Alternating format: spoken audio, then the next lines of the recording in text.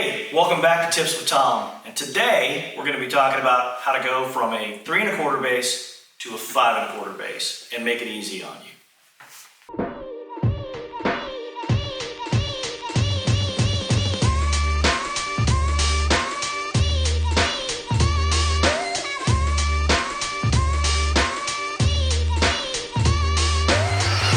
Remember, it's always a great day in the millwork business.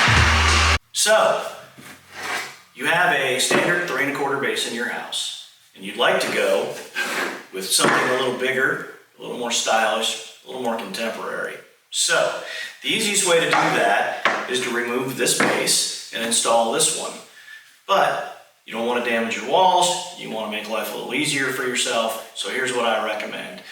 Collect a simple set of tools, a hammer, a scraper, a utility knife, and a flat bar, and it'll aid your installation. First thing you'll do is, using your utility knife, you'll cut along the top where the base has been caulked to the wall. Then, and here's the key, using your scraper against the wall and your flat bar, you will start to gently pry your base away from the wall. The purpose of the scraper is to prevent the flat bar from damaging your wall, making your installation that much easier. So then you'll go back and install this over any caulk or paint line. You won't have to repaint anything, you'll just have to simply caulk the top of the base like you would with any installation. And that's the easy way to go from a 3 1/4 to a 5 1/4 without damaging your walls.